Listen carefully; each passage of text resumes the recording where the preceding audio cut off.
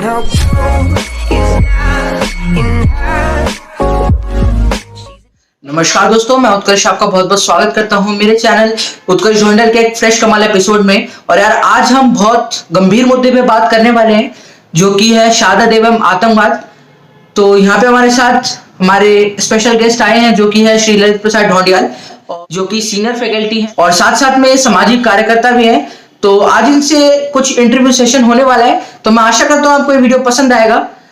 तो आप शहादत और आतंकवाद को किस नजरिए से देखते हैं, आप क्या आपका परिप्रेक्ष्य है, आप प्लीज बताइए, क्योंकि ये बहुत। धन्यवाद उत्कर्ष, आपने जो एक बहुत ही गंभीर विषय चुना है, शहादत एवं आतंकवाद।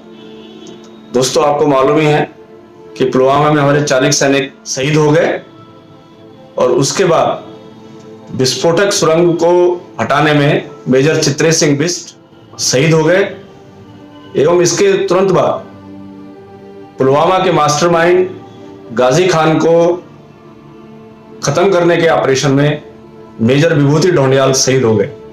दोस्तों, बहुत ही वेदना का विषय रहता है। ये बच्चे ये कब तक शहीद होते रहेंगे, इसका जवाब किसी के पास नहीं।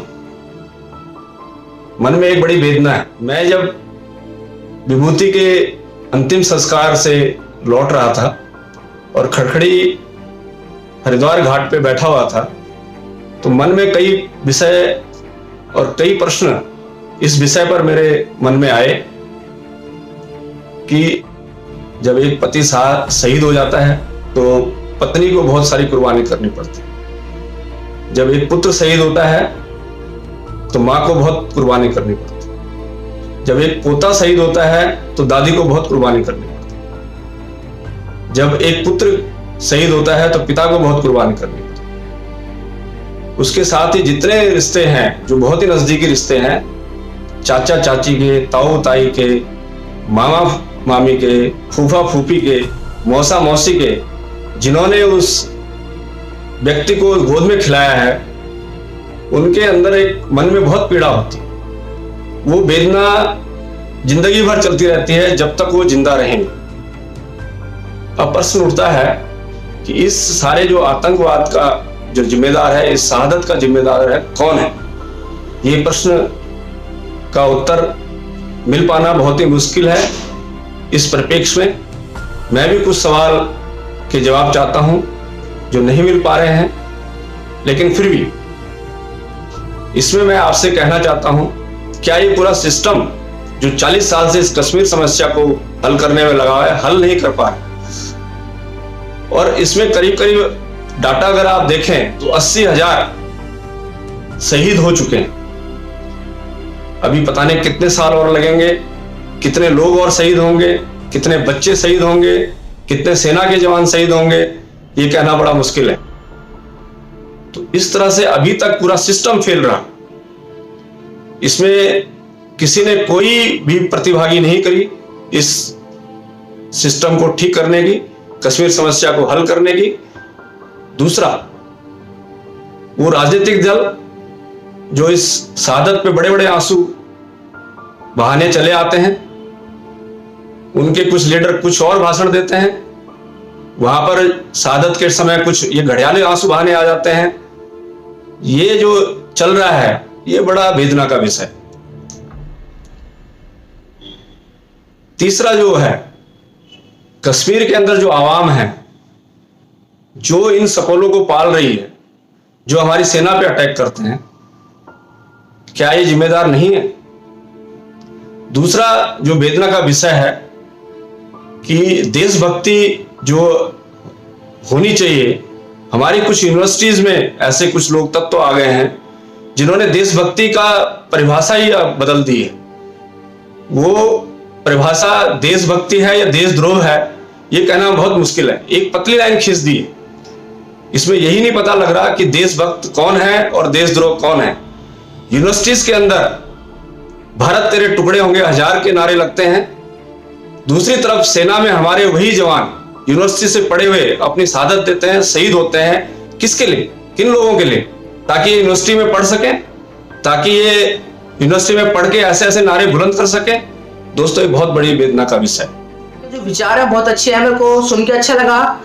आपकी जो बातें हैं उनको, तो आप मेरे को बताइए कि जो आतंकवाद के कारण हमारी शहादत होती है जवानों की, तो इसका कोई एक परमानेंट सोल्यूशन है, या फिर ये जो जैसे चल रहा है वैसे ही चलता रहेगा, सरकार बदलती जाएगी और वैसे ही चलता रहेगा जो हमारा सिस्टम है, या फिर इसमें हम कुछ कोई हल दे सकते हैं, इसको चेंज कर सकते हैं? दोस्तों, पुलवामा एनकाउंटर के बाद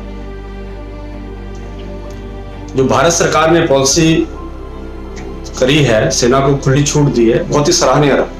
और उसके बाद जो सर्जिकल स्ट्राइक हुई है, बहुत ही सराहनीय कदम रहा। और इस समस्या का एक ही हल है, टिट फॉर टैट पॉलिसी। जब तक आतंकवादियों को ये ना समझ आए कि, और उनके आकाओं को ये समझ नहीं आए कि भारत सरकार ऐसी कार्यवाही भी कर सकती है, तब तक ये खत्म होना मुश्किल। रामायण में कहा गया है, भय बिनु होए न प्रीति। जब तक ये जो आतंकवादी बैठे हुए हैं, उनके आका बैठे हुए हैं, उनको ये समझ नहीं आया कि भारत सरकार हमारे इस ओछी हरकत पे इस तरह की कार्रवाई कर सकती है, तब तक ये सुधरेंगे नहीं, तब तक इस समस्या का हल होना भी मुश्किल।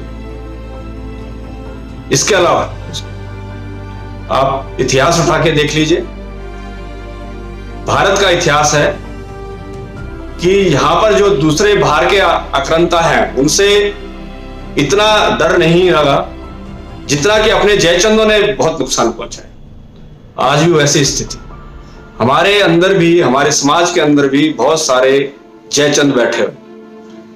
ये जयचंद आतंकवादी और आतंकवादियों के आकाओं को खुश करने का काम करते। मेरा तो मानना है कि आतंकवादी और आतंकवादियों के आकाओं के साथ साथ इन जयचंदों के साथ भी टिट फॉर टैट पॉलिसी अपनानी चाहिए। इनका सामाजिक बहिष्कार हो, समाज में इनको कोई इस तरह से मान सम्मान ना दे। आप देखते होंगे कि ये नए नए प्रिंट मीडिया में, इलेक्ट्रॉनिक्स मीडिया में, फेसबुक पे, सोशल मीडिया में अपने विचारों का प्रसार करते रहते हैं। मेरा मानना है कि जब इनको जनता नकार देगी, समाज नकार देगा, तो ऐसे जयचंद पैदा होने बंद हो जाएंगे और कुछ हद तक ये समस्या हल हो जाएगी। एक ही पॉलिसी है आतंकवादियों के साथ, उनके आकाओं के साथ और जयचंदों के साथ, टिट फॉर टैट पॉलिसी कर दी है।